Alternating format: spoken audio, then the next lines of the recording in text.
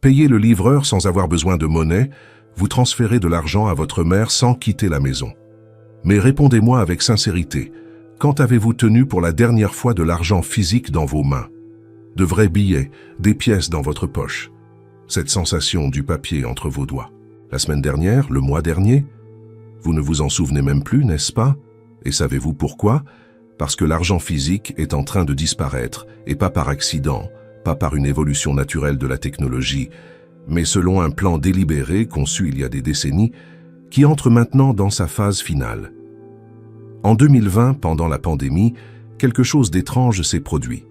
Des commerces ont commencé à refuser l'argent liquide. « Nous n'acceptons que la carte », disait-il. « C'est à cause de la contamination par le virus », expliquait-il.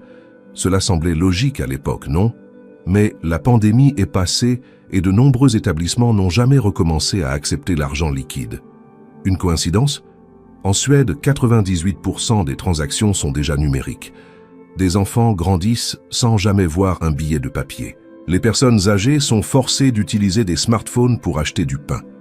Les mendiants dans les rues de Stockholm demandent maintenant l'aumône avec des codes QR. Ce n'est pas du progrès, c'est une transformation sociale planifiée. Vous avez déjà entendu cette phrase qui a circulé au Forum économique mondial « Vous ne posséderez rien et vous serez heureux ». Cela ressemble à une théorie du complot, je le sais. Mais cette phrase est documentée. Elle a été dite, publiée. Elle figure dans leurs archives officielles. Et quand ils disent « vous ne posséderez rien », ils ne parlent pas seulement de propriété physique. Ils parlent de votre argent, de votre contrôle financier, de votre autonomie économique. Parce que ce qui est en train d'être construit maintenant, à cet instant précis, pendant que vous regardez ce documentaire, c'est un système où vous ne serez pas propriétaire de votre propre argent, où chaque centime que vous gagnerez pourra être surveillé, contrôlé, bloqué, voire même effacé, d'une simple pression sur un bouton. Imaginez-vous vous réveiller demain et découvrir que votre compte bancaire a été gelé.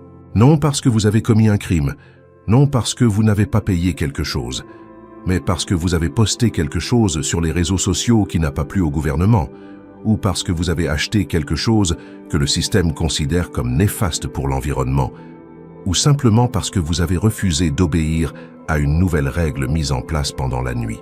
Imaginez ne pas pouvoir acheter de lait pour vos enfants, ne pas pouvoir faire le plein d'essence, ne pas pouvoir payer votre facture d'électricité, non pas par manque d'argent sur le compte, mais parce que le système a décidé que vous ne pouviez pas.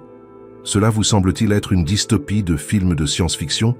Pourtant, cela se produit déjà, et pas dans un pays lointain et autoritaire. Cela se produit dans les démocraties occidentales, cela se produit au Brésil.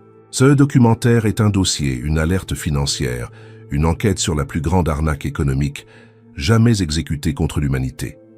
Et quand vous comprendrez ce que je m'apprête à révéler, vous ne regarderez plus jamais votre téléphone, votre banque, cette notification du PIX de la même manière. Parce que ce qu'ils appellent l'évolution de l'argent est en réalité la construction de la plus grande prison numérique jamais conçue. Et la porte de cette prison est en train de se refermer maintenant. Vous avez probablement déjà entendu parler du Bitcoin, de l'Ethereum, des crypto-monnaies, et vous avez peut-être même une opinion formée à leur sujet. Mais il y a quelque chose que très peu de personnes savent.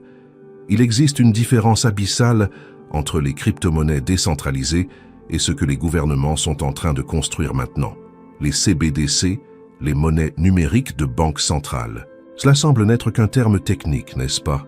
Juste un autre acronyme ennuyeux d'économistes. Mais cet acronyme représente le changement le plus radical dans le système financier depuis l'invention de la monnaie. Laissez-moi vous expliquer simplement. Le Bitcoin, par exemple, est décentralisé. Cela signifie qu'aucun gouvernement, aucune banque, aucune institution ne le contrôle. C'est du peer-to-peer, de particulier à particulier. Vous pouvez envoyer du Bitcoin à quelqu'un en Chine, en Russie, n'importe où dans le monde. Et personne ne peut bloquer cette transaction. C'est résistant à la censure, c'est la liberté financière numérisée. Maintenant, une CBDC est exactement l'opposé. Une CBDC est une monnaie numérique émise et contrôlée intégralement par la banque centrale de votre pays. Chaque unité monétaire est traçable, chaque transaction est surveillée. Chaque centime qui entre ou sort de votre portefeuille numérique passe par le filtre du gouvernement. Mais attendez, vous pensez peut-être « Mon argent à la banque est déjà numérique, quelle est la différence ?» La différence, c'est que l'argent à la banque conserve encore quelques couches de confidentialité et d'autonomie, intermédiées par l'institution financière. Avec une CBDC, cette intermédiation disparaît. C'est vous et le gouvernement, directement, sans filtre. Plus de 130 pays représentant 98% du PIB mondial sont en train de développer ou de tester des CBDC. La Banque centrale du Brésil a lancé le projet du réal numérique. L'Union européenne accélère le développement de l'euro numérique. La Chine a déjà mis en œuvre le yuan numérique à grande échelle. Ce n'est pas un futur lointain, c'est un agenda en cours d'exécution. Et quand vous regardez les documents techniques de ces mises en œuvre, les livres blancs, les spécifications d'architecture, vous découvrez des fonctionnalités qui n'ont jamais été divulguées au grand public. Des fonctionnalités comme la programmabilité de la monnaie, l'expiration automatique des fonds, les restrictions géographiques d'utilisation, le blocage par catégorie de produits, le gel instantané d'actifs. Saviez-vous que le réel numérique peut être programmé pour fonctionner uniquement dans certaines régions du pays, ou qu'il peut être configuré pour ne pas permettre l'achat de certains types de produits? C'est écrit dans les documents techniques. C'est écrit, c'est planifié. Maintenant, dites-moi, est-ce de l'argent ou est-ce une laisse numérique? Si vous voulez comprendre où cela va mener, vous devez regarder vers la Chine, car la Chine ne fait pas que planifier. La Chine a déjà implémenté. Le yuan numérique chinois est déjà opérationnel dans plus de 260 millions de portefeuilles numériques. Des milliards de yuan sont transigés chaque mois. Et avec cette monnaie numérique est arrivé quelque chose qui devrait faire perdre le sommeil à chaque personne dans le monde, le système de crédit social. Il fonctionne ainsi. Chaque citoyen chinois a un score, comme un tableau de score de jeux vidéo, mais pour sa vie réelle. Vous gagnez des points pour des comportements que l'État considère positifs. Vous perdez des points pour des comportements considérés négatifs. Vous avez traversé en dehors des passages piétons, moins de points. Vous avez posté une critique du gouvernement sur les réseaux sociaux, moins de points. Vous avez acheté trop d'alcool, moins de points. Vous avez passé trop de temps à jouer aux jeux vidéo, moins de points. Et quand votre score tombe en dessous d'un certain seuil, eh bien c'est là que le cauchemar commence. Vous êtes empêché d'acheter des billets de train ou d'avion. Vous ne pouvez pas inscrire vos enfants dans des écoles privées. Vous ne pouvez pas obtenir de prêts bancaires. Vous ne pouvez pas réserver d'hôtel. Votre Internet est limité à des vitesses plus lentes. Vous devenez un citoyen de seconde zone, non pas parce que vous avez commis un crime, mais parce que vous avez un score social insuffisant. Et savez-vous ce qui rend cela possible? Le yuan numérique. Parce que lorsque tout votre argent se trouve dans une CBDC contrôlée par l'État, chaque achat que vous faites, chaque transaction que vous effectuez, alimente automatiquement l'algorithme qui calcule votre score social. Vous avez acheté des cigarettes? Le système le sait. Vous avez fait un don à une organisation religieuse non approuvée? Le système le sait. Vous avez transféré de l'argent à quelqu'un avec un faible score? Le système le sait. Et il réduit le vôtre aussi. C'est un panoptique financier, une prison où les barreaux sont faits de codes de programmation. Et avant que vous ne pensiez, c'est la Chine, un pays communiste, ici en Occident cela n'arriverait jamais, laissez-moi vous montrer ce qui se produit déjà au Canada. En 2022, pendant les manifestations des camionneurs, le gouvernement de Justin Trudeau a gelé les comptes bancaires de centaines de manifestants et de personnes qui avaient donné de l'argent pour les soutenir, sans jugement, sans procès, juste un décret. Et l'argent a disparu. Nous ne parlons pas de criminels, nous parlons de citoyens exerçant leur droit constitutionnel de manifester et leurs actifs financiers ont été bloqués en un clic. Au Nigeria, lorsque le gouvernement a lancé l'eNaira, sa CBDC, il a simultanément commencé à retirer agressivement l'argent physique de la circulation. Le résultat? Le chaos. Des personnes sont mortes dans les files d'attente devant les banques en essayant de retirer le peu d'argent qu'il restait. Le commerce paralysé, des pénuries alimentaires. Et quand les gens n'ont plus eu d'autre choix que d'utiliser l'eNaira, le gouvernement avait un contrôle total. Parlons maintenant de quelque chose dont peu de gens discutent, mais qui est absolument critique, la programmabilité de la monnaie. Quand votre argent est une CBDC, il n'est plus seulement un moyen d'échange neutre, il devient un instrument de politique sociale. Laissez-moi vous donner des exemples concrets de son fonctionnement. En Angleterre, la Banque d'Angleterre a publié un document discutant de la possibilité de mettre en œuvre de l'argent avec une date d'expiration. Oui, vous avez bien lu. De l'argent qui expire. Leur logique est la suivante. Si nous voulons stimuler l'économie, nous faisons expirer l'argent en 6 mois. Ainsi, les gens sont forcés de dépenser au lieu d'épargner. Pensez aux implications de cela. Vous avez travaillé, transpiré, économisé, et le gouvernement peut simplement programmer votre argent pour qu'il disparaisse si vous ne le dépensez pas dans un délai déterminé. La fin de l'épargne, la fin de la planification financière à long terme, la fin de la sécurité économique familiale. Mais cela devient pire. L'argent programmable peut avoir des restrictions d'utilisation. La Banque centrale européenne a déjà discuté ouvertement de la possibilité de créer des monnaies à but spécifique. Par exemple, vous recevez une aide du gouvernement, mais cet argent ne peut être utilisé que pour acheter des aliments de base. Vous ne pouvez pas acheter de la viande, vous ne pouvez pas acheter du sucre, vous ne pouvez pas acheter quoi que ce soit que le système considère comme non essentiel. Ou imaginez une monnaie verte. Vous recevez votre salaire, mais le système calcule votre empreinte carbone. Vous avez acheté un billet d'avion ce mois-ci, votre argent a maintenant une taxe supplémentaire de 30% sur toutes les transactions pendant les 60 prochains jours, comme pénalité environnementale. Vous avez acheté trop de viande rouge. Le système bloque votre capacité d'en acheter davantage jusqu'au mois suivant. Vous avez trop conduit? Votre portefeuille numérique verrouille les achats de carburant. Ce n'est pas de la spéculation. Cela est discuté dans les forums techniques de mise en œuvre des CBDC à travers le monde. Et il y a plus, la fin de l'héritage. Saviez-vous qu'une CBDC peut être programmée pour s'autodétruire lorsque vous mourrez? Vos enfants, votre épouse n'héritent de rien. L'argent cesse simplement d'exister. Il retourne à la banque centrale. Pourquoi? Parce qu'ainsi, l'État maintient un contrôle perpétuel sur la masse monétaire. Et parce qu'ainsi, ils empêchent l'accumulation de richesses intergénérationnelles. C'est la guerre contre la famille, contre la transmission du patrimoine, contre la continuité économique entre les générations, codée en algorithme. Vous avez travaillé 40 ans, construit un patrimoine, et quand vous disparaissez, vos enfants se retrouvent avec zéro, parce que l'argent numérique programmable ne reconnaît pas l'héritage. C'est un vol institutionnalisé, une confiscation automatisée, c'est l'expropriation la plus sophistiquée jamais conçue. Maintenant, parlons de la partie physique de cette révolution, parce qu'une CBDC a besoin d'une infrastructure d'identification numérique, et cette infrastructure est en train d'être installée maintenant sous vos yeux, déguisée en commodité. Vous avez déjà vu les magasins Amazon sans caisse, Amazon Go, Amazon Fresh. Vous entrez, vous prenez ce que vous voulez et vous sortez sans file d'attente, sans paiement manuel. Les caméras avec reconnaissance faciale vous identifient. Les capteurs détectent ce que vous avez pris et la valeur est débitée automatiquement de votre compte. Magique, n'est-ce pas? Maintenant, réfléchissez à ce que cette technologie signifie vraiment. Cela signifie que vous ne pouvez plus faire un achat anonyme. Chaque produit que vous prenez est associé à votre identité biométrique. Chaque préférence alimentaire est enregistrée.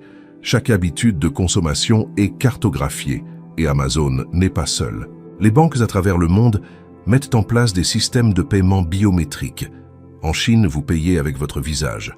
Au Brésil, l'enregistrement biométrique obligatoire pour les comptes bancaires est déjà une réalité. Mais il se passe quelque chose d'encore plus profond. Des entreprises comme Epicenter en Suède ont déjà implanté des micro-puces chez des milliers d'employés.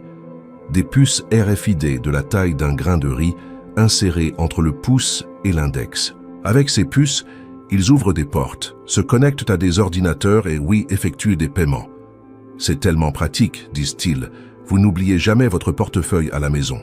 Et des centaines de milliers de personnes l'ont déjà volontairement accepté. L'entreprise Dangerous Things vend des kits d'auto-implantation de puces. Walletmore a lancé la première puce de paiement implantable approuvée pour un usage commercial. Mastercard détient des brevets pour la technologie de paiement biométrique sous-cutané. Ce n'est pas de la science-fiction, ce n'est pas un futur lointain, c'est disponible à l'achat maintenant sur un site internet, par carte de crédit. Et voici ce que peu de gens réalisent. Une fois que vous acceptez la puce, une fois que vous liez votre identité biométrique à votre argent numérique, vous devenez traçable en temps réel. Non seulement vos transactions, mais votre localisation physique, vos mouvements, avec qui vous vous rencontrez, où vous allez, ce que vous faites, parce que la puce n'est pas seulement un moyen de paiement, c'est un dispositif d'identification permanent. une étiquette de suivi intégrée biologiquement.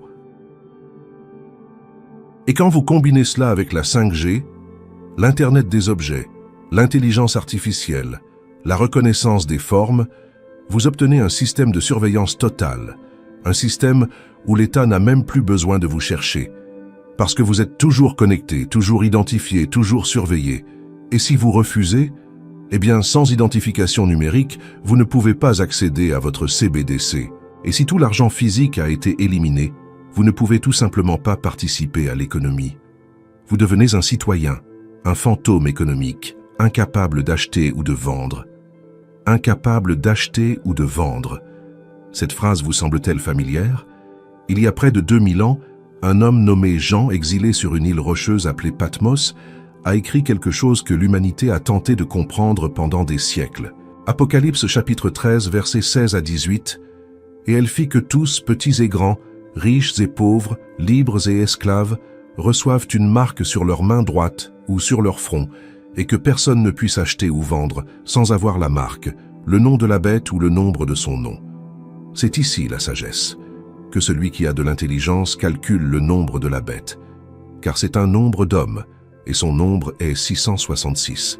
Pendant des générations, les théologiens ont spéculé, débattu, tenté d'identifier cette marque. Certains pensaient à des tatouages, d'autres à des sceaux physiques, d'autres à des symboles religieux. Mais aucune génération avant la nôtre n'avait la technologie pour comprendre comment cela pourrait se produire littéralement. Jusqu'à maintenant. Car pour la première fois dans l'histoire humaine, nous avons la capacité technologique de créer un système où personne ne peut acheter ou vendre sans une identification spécifique. Ce n'est pas une métaphore, ce n'est pas une allégorie, c'est littéral. Une CBDC combinée à une identification biométrique crée exactement le système décrit dans l'Apocalypse chapitre 13, un système où chaque transaction nécessite la marque, le code, l'autorisation du système central. Sans la puce, sans la biométrie, sans l'identification numérique, vous n'achetez pas, vous ne vendez pas. Maintenant, je dois être très clair ici. Je ne dis pas que le PIX est la marque de la bête. Je ne dis pas qu'une CBDC est automatiquement démoniaque. Je ne dis pas qu'une puce de paiement fait de vous un disciple de l'Antéchrist. Mais ce que je dis, c'est ceci. L'infrastructure est en train d'être montée. La scène est en train d'être préparée. Les systèmes techniques qui rendraient possible le contrôle total décrit dans l'Apocalypse sont en train d'être mis en œuvre à cet instant précis. Et, plus important, l'état d'esprit est en train d'être cultivé. L'état d'esprit selon lequel la commodité vaut plus que la liberté. L'état d'esprit selon lequel la sécurité vaut plus que la vie privée. L'état d'esprit selon lequel le confort vaut plus que l'autonomie. Le texte biblique ne parle pas seulement d'un système économique, il parle d'adoration. Ceux qui adorent la bête et reçoivent sa marque. Et l'adoration, au sens biblique, n'est pas seulement se mettre à genoux devant une statue. L'adoration, c'est là où vous placez votre confiance ultime. C'est là où vous déposez votre sécurité ultime. C'est ce que vous servez avec votre vie. Quand vous devenez totalement dépendant d'un système dirigé par des hommes, quand votre survie est conditionnée à l'obéissance à l'État, quand vous ne pouvez pas nourrir vos enfants sans la permission de l'algorithme, vous adorez la bête, car elle est devenue votre Dieu pourvoyeur. Le texte dit que la marque est sur la main droite ou sur le front. La main droite, vos actions, votre travail, vos transactions. Le front, votre esprit, vos décisions, votre loyauté. Il s'agit de la reddition totale du comportement et de la pensée au système. Et l'objectif de l'Antéchrist, quand il se manifestera enfin, ne sera pas seulement le pouvoir politique, ce sera le contrôle économique absolu.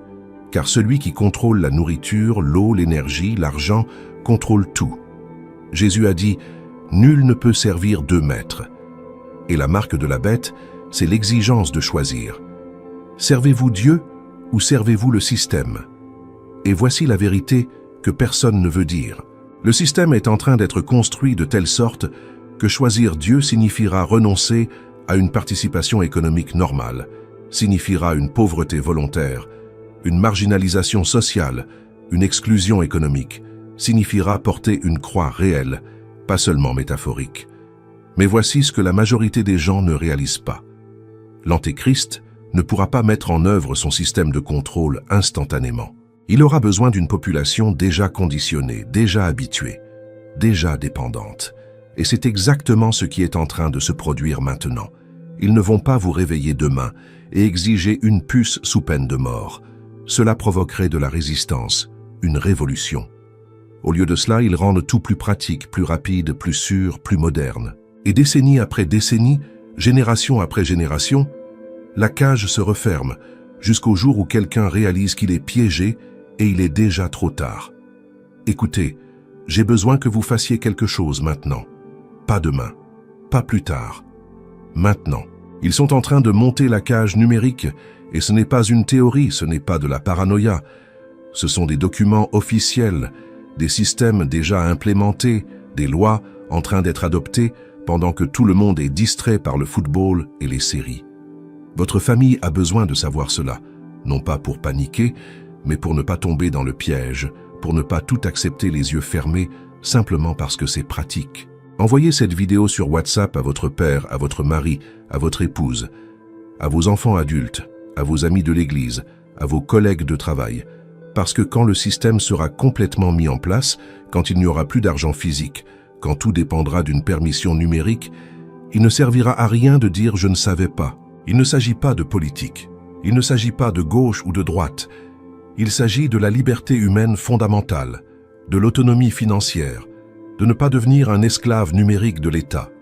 Et si vous êtes chrétien, si vous prenez la parole de Dieu au sérieux, vous avez une responsabilité encore plus grande. Car nous avons été avertis il y a 2000 ans, et maintenant, nous voyons l'accomplissement se dérouler sous nos yeux. C'est une alerte de survie, non seulement financière, mais spirituelle. Alors partagez, diffusez, réveillez les personnes autour de vous et abonnez-vous à cette chaîne, car nous continuerons à apporter des dossiers comme celui-ci. Des informations que les médias traditionnels ne vous donneront jamais. Des vérités qu'ils ne veulent pas que vous sachiez. Activez la cloche, activez les notifications et restez à l'écoute, car le temps est court et la bataille est réelle.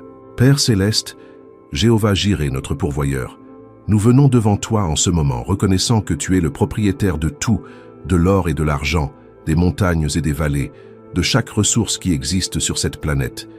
Et nous reconnaissons, Seigneur, que l'argent n'est pas notre Dieu, que la sécurité financière n'est pas notre forteresse, que le système économique de ce monde n'a aucun pouvoir sur ceux qui te font vraiment confiance. Seigneur Jésus, tu as dit, « Ne vous inquiétez pas pour votre vie de ce que vous mangerez, ni pour votre corps de quoi vous serez vêtu. La vie n'est-elle pas plus que la nourriture, et le corps plus que le vêtement? Regardez les oiseaux du ciel, ils ne sèment ni ne moissonnent, et ils n'amassent rien dans des greniers, et votre Père céleste les nourrit. Père, donne-nous cette foi, cette confiance inébranlable, que tu nous soutiendras même quand le système de ce monde tentera de nous exclure. Nous prions pour la sagesse pour ne pas être insensé, pour ne pas remettre notre autonomie volontairement.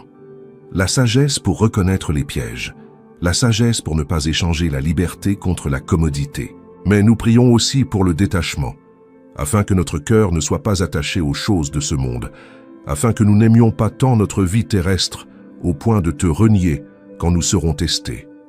Seigneur, tu as promis dans Philippiens, chapitre 4, verset 19, « Et mon Dieu pourvoira à tous vos besoins selon sa richesse, avec gloire en Jésus-Christ. » Chaque besoin, non pas chaque désir, non pas chaque luxe, mais chaque besoin véritable. Nous déclarons cette promesse sur nos vies, sur nos familles. Et nous te demandons, Père, prépare-nous. Prépare ton peuple pour les jours difficiles qui viennent, pour les choix durs que nous aurons à faire, pour la persécution économique qui pourrait s'abattre sur ceux qui refuseront de se courber devant le système. Donne-nous des communautés de soutien mutuel. Donne-nous de la créativité pour survivre en dehors du système conventionnel, si nécessaire. Donne-nous du courage pour rester fidèles, même quand cela coûtera cher. Et par-dessus tout, Seigneur, garde nos yeux fixés sur toi, car tu es l'alpha et l'oméga, celui qui était, qui est et qui vient. Et aucun système humain, aucune technologie, aucun gouvernement ne peut contrarier tes plans. Nous déclarons que nous ne vivrons pas dans la peur, mais avec une vigilance sainte. Nous ne vivrons pas dans la panique, mais dans une préparation sage. Nous ne vivrons pas dans le déni, mais dans une conscience prophétique. Protège-nous, Seigneur, guide-nous, soutiens-nous et utilise-nous comme une lumière en cette heure d'obscurité croissante. Au nom de Yeshua, Jésus-Christ, notre Seigneur et Sauveur. Amen.